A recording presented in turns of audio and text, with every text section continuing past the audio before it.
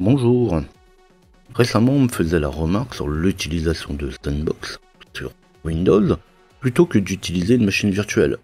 Alors c'est peut-être l'occasion justement de parler un peu de Sandbox. Certains connaîtront probablement déjà le principe et le système. Ça sera alors l'occasion de rentrer un petit peu plus dans les détails et de voir que la caisse à sable de Windows n'est rien d'autre qu'une machine virtuelle. Alors il apportera ses avantages, mais suivant l'utilisation que vous ferez de votre machine, il pourra aussi apporter ses inconvénients.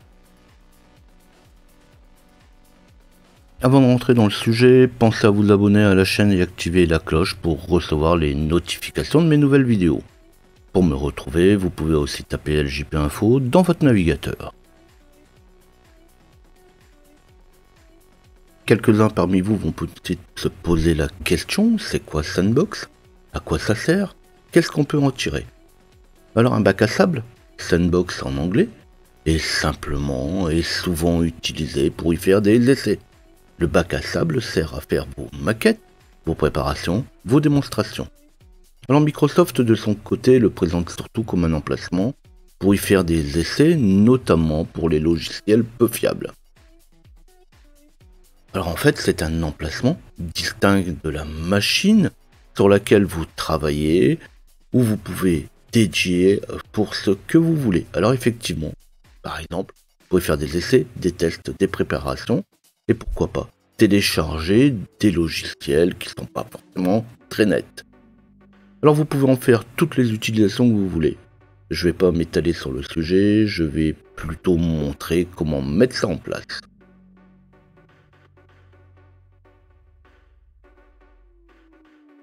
Alors comme c'est encore assez souvent le cas, ça ne fonctionne pas toujours avec tous les microprocesseurs et notamment avec les processeurs AMD. Du coup, je serai connecté sur une machine à distance. Pour vous, ça change rien à la présentation. Mais il fallait quand même le dire. Il arrive encore de temps à autre que certains viennent me dire que mon tuto ne fonctionne pas pour eux. Donc ça, c'est les grands mystères de l'informatique, il faut toujours avoir cette souplesse intellectuelle. Alors vous le savez, si ça fonctionne pas comme vous l'entendez, en fait, après redémarrage de la sandbox, vous pouvez avoir un message comme quoi elle s'est arrêtée automatiquement. Et là, il n'y a rien à faire, si ça ne veut pas fonctionner, vous n'en tirerez rien. Reste alors, pour faire vos essais, les machines virtuelles. Alors j'avoue que je préfère quand même ces machines virtuelles au bac à sable, mais il faut le dire que le bac à sable, c'est quand même facile, pratique, ça prend moins de place qu'une machine virtuelle, et ça se met en place en 2 minutes. Je l'ai dit au début, il y a quelques avantages, mais aussi quelques inconvénients. Pour le débutant et vu la configuration des machines en général, le premier obstacle va être de pouvoir configurer le système pour pouvoir installer ou configurer le bac à sable. Sinon, je vais encore me retrouver avec une vidéo qui dure plus d'1 heure. En effet, il va falloir commencer par activer la virtualisation avant de pouvoir installer ou ajouter le bac à sable. Alors rien de compliqué, mais ça serait quand même un peu long à faire ici. Alors je vous invite à aller voir mes différentes vidéos sur le sujet, comme le sujet du BIOS ou la création de machines virtuelles. Dans la création de machines virtuelles, on a exactement le même souci, voilà, activer la virtualisation matérielle. Après sinon, en cherchant sur l'internet, vous allez trouver rapidement. Même si les machines récentes c'est souvent fait, mais pas sur toutes. Et sur les machines un petit peu plus anciennes, il faudra souvent activer la virtualisation matérielle. Maintenant, si vous avez vraiment une très vieille machine, il se peut aussi que la virtualisation matérielle ne soit pas disponible dessus. Alors sur l'internet, on cherche alors activer la virtualisation matérielle, virtualisation VTX, comment activer la technologie de virtualisation, activer la virtualisation du processeur. Donc en fait, on va toujours trouver, mais ça va tourner autour de activer la virtualisation. Donc c'est pas très compliqué, mais il faut quand même le faire. Alors il faudra se rendre ensuite dans tous les paramètres, dans les applications, dans les programmes et fonctionnalités. Puis on va chercher ajout de fonctionnalités Windows ou ajouter ou désactiver des fonctionnalités Windows. Encore une fois, en fonction de la version de Windows que vous avez, l'affichage, ça peut parfois changer un petit peu. Alors il y a toujours des raccourcis clavier pour ceux qui le veulent, sinon je le montre et on y arrive très bien. Une fois que c'est fait, il suffit d'ajouter simplement la fonctionnalité bac à sable Windows. Si l'ajout est grisé, donc s'il n'est pas possible d'ajouter le bac à sable, eh bien tout simplement c'est que la virtualisation n'est pas activée. Et on revient à ce que je disais il y a quelques instants. Alors bien sûr, on aime bien toujours des termes un peu anglophones. Windows Sandbox, c'est exactement la même chose. Alors n'allez pas chercher trop loin, il est dans les tout premières fonctionnalités, donc il est facile à trouver. Suivant le cas, l'installation du bac à sable va prendre de quelques secondes à quelques minutes.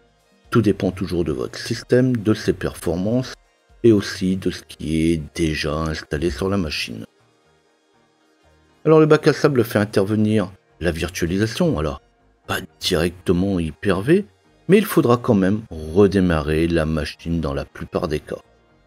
Là aussi, pas de panique, l'installation parfois prend un peu de temps, tout comme le redémarrage, puisque au redémarrage, eh bien, il va finir d'installer les différentes fonctionnalités.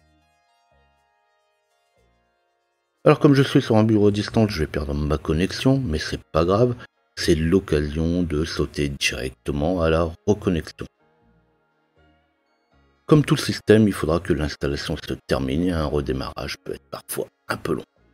Donc une fois installé, une fois que la machine est redémarrée, vous allez retrouver l'application sous le nom de Windows Sandbox.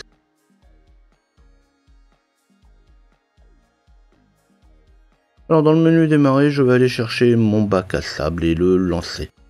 Là je vais couper un peu, le lancement du bac à sable pourra prendre de quelques secondes à quelques minutes. Lorsqu'il est lancé, on va se retrouver sur un bureau basique, mais on n'en demande de toute façon pas plus.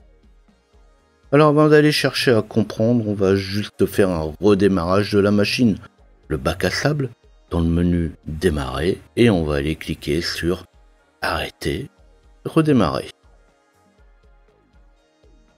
Alors après 2-3 secondes, une fois qu'on a cliqué sur redémarrer, on perd tout simplement le système. Juste pour vous dire que ce n'est pas vraiment une machine virtuelle, si on la redémarre, on perd tout simplement la connexion. Si vous mettez quelque chose sur le bureau, après redémarrage, il sera perdu. Si vous mettez des fichiers, si vous configurez, de toute façon, on repart toujours avec un système au même état. Donc c'est exactement la même chose, hein. Là, je viens de faire un redémarrage, et si vous fermez la fenêtre, ça sera exactement pareil.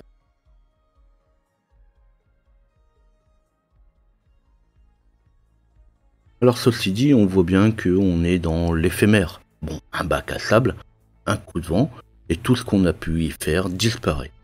Vous le savez, si vous désirez changer le fond d'écran, il faut activer Windows. Vous pouvez aussi faire un clic droit sur une photo, puis la sélectionner en fond d'écran. Mais surtout, vous savez qu'il est inutile d'activer Windows, car tout sera perdu au prochain redémarrage. Donc pas la peine non plus de faire la configuration, les mises à jour, c'est totalement inutile.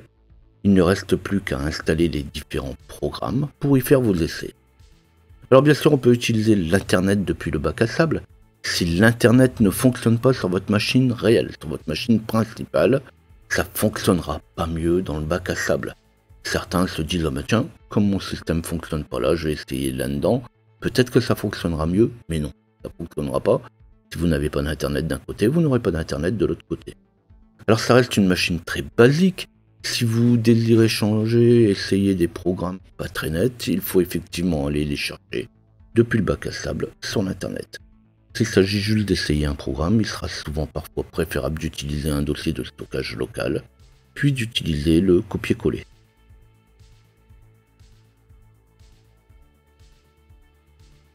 Alors je ne vais pas rentrer plus loin dans les explications sur le bac à sable, je vous laisse imaginer les utilisations possibles. L'outil est pratique pour y faire quelques essais, bien sûr, ça vaut pas une machine virtuelle, mais il ne prend presque pas de place. il est recréé à chaque démarrage. Donc c'est donc d'une machine toute propre, toute neuve qu'on démarre à chaque fois. Vous pouvez alors jouer avec le système à condition de ne pas avoir à le redémarrer. Alors dernier petit point avant d'en terminer, vous ne pouvez pas lancer non plus 2 bacs à sable en même temps. Après, il n'a pas vocation non plus à être utilisé par les informaticiens.